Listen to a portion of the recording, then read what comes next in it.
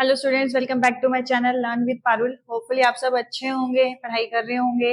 और मेरी हर वीडियो की स्टार्टिंग में मैं आपको ये बात जरूर बताती हूँ कि प्लीज मेरे चैनल को सब्सक्राइब कर लीजिए ताकि आपको लेटेस्ट अपडेट्स मिलती रहें। ठीक है, जो भी मैं नई वीडियो अपलोड कर रही हूँ वो आपको टाइमली मिलती रहे।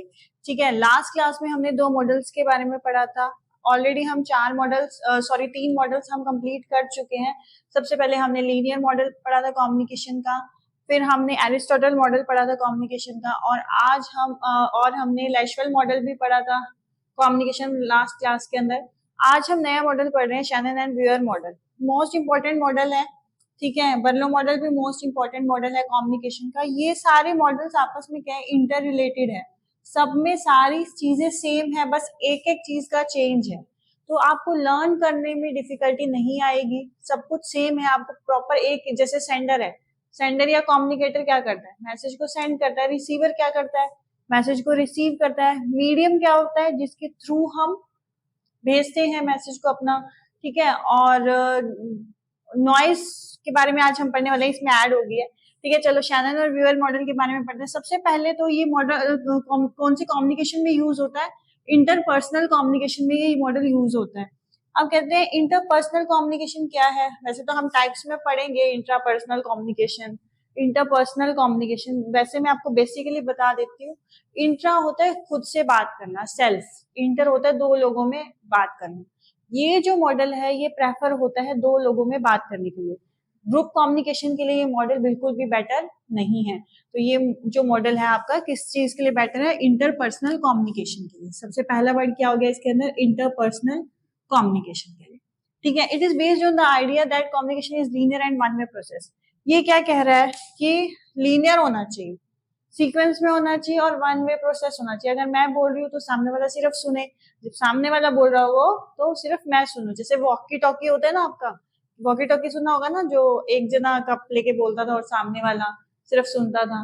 तो ये हाफ डुप्लेक्स टाइप हो गया कि आधा ही सुन पाए, मतलब एक जना बोले तो दूसरा सुने, दोनों एक टाइम पे कम्युनिकेट नहीं कर सकते। तो ये कैसा मॉडल है, वन वे है और लीनियर मॉडल है। नेक्स्ट आपका आता है सेकंड लाइन ये लर्न करने की आपकी, वन वे है और लीनियर मॉडल है। थर्ड है, इसे मैथमेटिकल थ्योरी ऑफ कम्युनिकेशन भी बोलते हैं, क्योंकि नॉइस इफेक्ट आ जाते हैं तो सिग्नल्स की फॉर्म में अगर जाता है तो मैथमेटिकल लेवल ऑफ कम्युनिकेशन बोला जाता है इसको। ठीक है, थर्ड आपको लर्न करने वाली चीज क्या है, मैथमेटिकल थ्योरी ऑफ कम्युनिकेशन है ये। Next, they aim to discover which channel are most effective for communicating. जो इसका मेन कारण ये था कि कौन सा चैनल सबसे ज्यादा इफेक्टिव है कम्युनिकेशन के लिए। मतलब बहुत सारे मीडियम होते हैं भेजने के लिए, सबसे बेटर क्या है। अब यही चीज मानो कि मैं आपको सिर्फ नोट्स दे दूं, क्या आप समझ लोगे खुद से, ये तो आपके लिए बुक का ही काम हो गया ना। अगर मैं आपको सिर्फ पीडीएफ दे दूं और ऑनलाइन ना पढ़ाऊं तो आपके लिए क्या ये बेटर कम्युनिकेशन है। आप तो सिर्फ बुक तो आप कोई भी खरीद सकते हो, पढ़ तो आप किसी भी बुक से सकते हो, लेकिन जब तक आपको कोई एक्सप्लेन नहीं करेगा डिटेल में कि ये होता क्या है, कैसे पढ़ते हैं हम इसे, क्या चीज इसके अंदर आती है, तब तक वो बेटर कम्युनिकेशन नहीं होता। तो शैनन व्यूअर का भी यही मेन एम था कि ये देखना कि कौन सा चैनल, कौन सा मीडियम सबसे बेटर है कम्युनिकेशन के लिए। ठीक है, इसका मेन एम लर्न करना है आपको क्या था। फिर this model was the first one to highlight the role of noise. ये एक पहला मॉडल था जिसने नॉइस के बारे में बताया था कि नॉइस क्या होती है, नॉइस के अफेक्ट क्या क्या होते हैं कम्युनिकेशन के अंदर। मैंने आपको एक एग्जांपल और भी दिया था सबसे पहली क्लास में।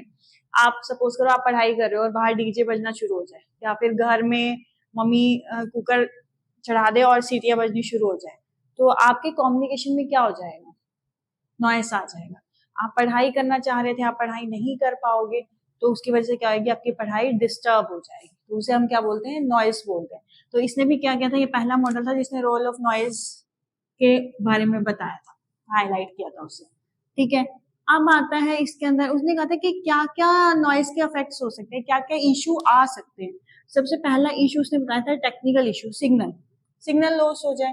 अब मैं पढ़ा रही हूँ आपको, जैसे कम्युनिकेशन कर रही हूँ, सिग्नल लॉस हो जाए बीच में तो डिस्ट्रप्शन आ जाएगी ना। जैसे आप फोन पे अपने फ्रेंड से बात कर रहे हो और बारिश चल रही है बाहर, तो कड़ बीच में आवाज आती रहती है, तो क्या होती है, नॉइस होती है। तो मतलब सिग्नल्स में दिक्कत आने की वजह से भी नॉइस आ सकती है। सेकेंड आता है सीमेंटिक। सीमेंटिक का मतलब होता है, जैसे मैं कहूँ जस्ट अ मिनट, मैं बोल दूं वेट, तो आपको क्या समझ में आएगा, मैंने WAIT बोला है या WEIGHT बोला है? तो कई बार क्या होता है सिमेंटिक्स में भी दिक्कत आ जाती है, जो मीनिंग हम इंटरप्रेट करना चाहते हैं, जो मीनिंग हम समझाना चाहते हैं, वो बच्चे कुछ और ले जाते हैं, वो सामने वाला रिसीवर क्या होता है कुछ और ले जाते हैं। जैसे अभी मैंने कहा वेट, तो वेट का मतलब वेट करना भी हो सकता है और वेट का मतलब सामने वाले का वेट भी हो सकता है। तो कई बार हमारे क्या होता है इंटरप्रिटेशन में मीनिंग में दिक्कत आ जाती है। सेकंड आपका क्या था सिमेंटिक। थर्ड आपका आता है इन्फ्लुएंस अफेक्टिवनेस, उसका अफेक्ट गलत पड़ रहा हो तो हम वो चीज नहीं लेते, ठीक है। अफेक्ट भी गलत हो सकता है, इन्फ्लुएंस सिर्फ हमने गलत अफेक्ट के ले लिया। जैसे अगर मान लो मैं कम्युनिकेशन पढ़ा रही हूँ, कुछ बच्चे कहेंगे भाई हमें तो सब कुछ आता है, हम इन मैम से नहीं पढ़ना चाहते, तो वो उनका मेन है ना। तो उन्होंने क्या किया, कुछ इन्फॉर्मेशन नहीं ली, जो इन्फॉर्मेशन आपको मिली वो उन्होंने नहीं ली, ठीक है। तो वो क्या होता है इन्फ्लुएंसिव अफेक्ट भी हो सकता है। तो ये इन सारों की वजह से हमारा नॉइज आ सकता है। तो मेन जो ये मॉडल है ये इस तरीके से काम करता है। ये देखो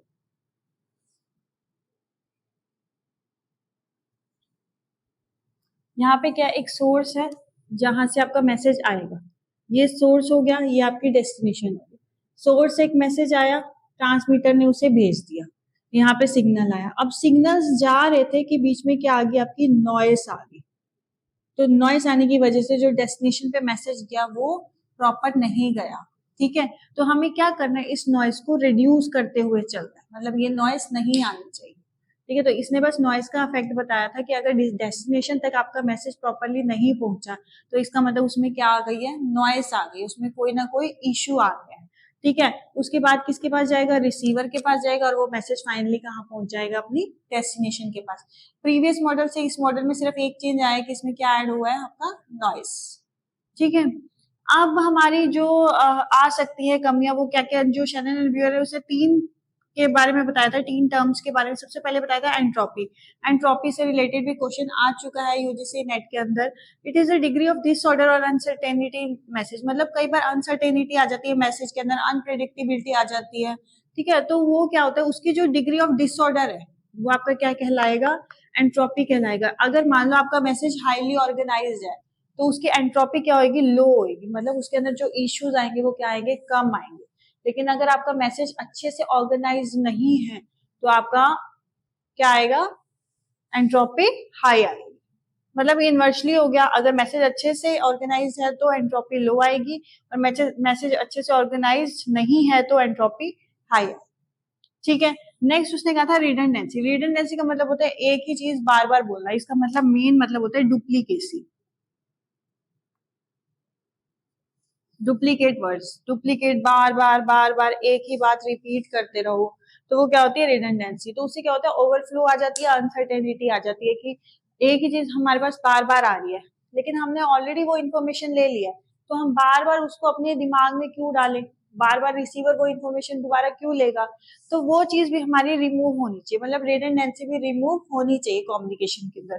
थर्ड वो कह रहा है चैनल की कैपेसिटी। चैनल की कैपेसिटी का मतलब होता है अमाउंट ऑफ इन्फॉर्मेशन वो जितनी स्टोर कर सकता है, वो चैनल की कैपेसिटी होती है। मतलब जितनी कैपेसिटी है चैनल की उतनी ही इंफॉर्मेशन प्रोवाइड करो, ज्यादा इंफॉर्मेशन प्रोवाइड मत करो। अगर ज्यादा इंफॉर्मेशन प्रोवाइड करोगे तो चैनल बंद हो जाएगा और इन्फॉर्मेशन आगे तक नहीं पहुंच पाएगी। चैनल रिव्यूअर क्या कहता है, एंट्रोपी नहीं होनी चाहिए, रिडंडेंसी नहीं होना चाहिए, और चैनल की capacity according to the sender information होनी चाहिए, ठीक है। समझ में आ गया आपको Shannon and Weaver model? Hopefully आपको अच्छे से समझ आ गया होगा क्योंकि मैंने बहुत अच्छे से एक्सप्लेन किया इसे, ठीक है। और अगर आपको मेरी वीडियो अच्छी लग रही है तो आपको मेरी वीडियो को क्या करना है, लाइक करना है, और कमेंट बॉक्स में आप मुझे कमेंट भी दे सकते हो, ठीक है। अगर आपको वीडियो अच्छी लग रही है तो नेक्स्ट क्लास में मिलते हैं। आज के लिए इतना ही, थैंक यू सो मच।